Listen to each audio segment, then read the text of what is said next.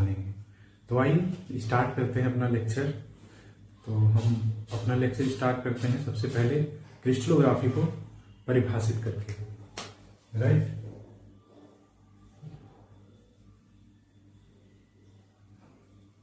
Crystallography को परिभाषित करके। तो क्रिस्टलोग्राफी क्या है, इसको समझने के लिए सबसे बेस्ट तरीका जो मुझे समझ में आता है वो है कि आप इस शब्द को पहले समझिए। इस शब्द को पहले समझिए कि ये शब्द क्या है, इस शब्द का मतलब क्या होता है। तो इस शब्द का मतलब समझने के लिए हम इस शब्द को दो पार्ट्स में ब्रेक कर सकते हैं। Right, crystal and graphy.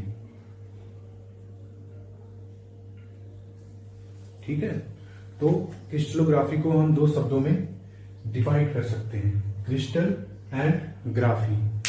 So what is graphy? Graphy is a Latin word.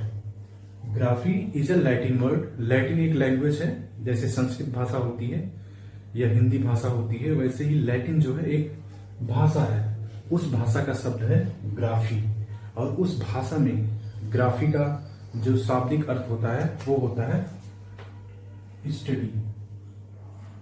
क्या मतलब होता है? Study. And what is the meaning of crystal? Crystal is basically a type of solid. Solid जो होते हैं, सॉलिड जैसा कि आपको पता है स्टेट ऑफ मैटर है। जैसे स्टेट्स ऑफ मैटर क्या होते हैं? मैटर तीन रूपों में पाया जाता है जनरली, जो हम अपने आसपास ऑब्जर्व करते हैं। ठोस में पाया जाता है, द्रव और गैस। इन तीनों अवस्था में पाया जाता है।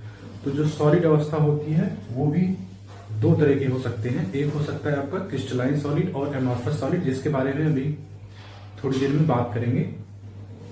तो जो क्रिस्टल्स होते हैं वो एक तरह से क्रिस्टलाइन सॉलिड्स होते हैं। क्रिस्टलाइन सॉलिड्स, क्रिस्टलाइन सॉलिड्स को ही हम शॉर्ट फॉर्म में क्रिस्टल्स बोलते हैं। तो क्रिस्टलाइन सॉलिड्स क्या होते हैं? एक प्रकार के सॉलिड होते हैं।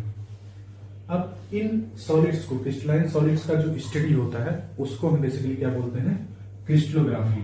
तो हम इसको कैसे डिफाइन कर सकते हैं बच्चों? इसको हम डिफाइन कर सकते हैं स्टडी ऑफ क्रिस्टल्स।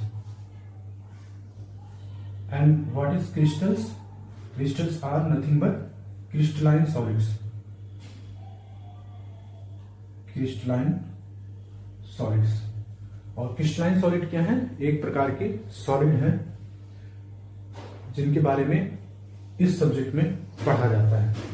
ठीक है, तो ये तो हो गया कि इस क्रिस्टलोग्राफी शब्द का मतलब। अब हम देखते हैं कि क्रिस्टलोग्राफी में हम क्रिस्टल्स के बारे में तो पढ़ते हैं, लेकिन क्रिस्टल्स के बारे में किन किन जानकारियों को हम जानते हैं वो हम देखते हैं कि क्रिस्टलोग्राफी में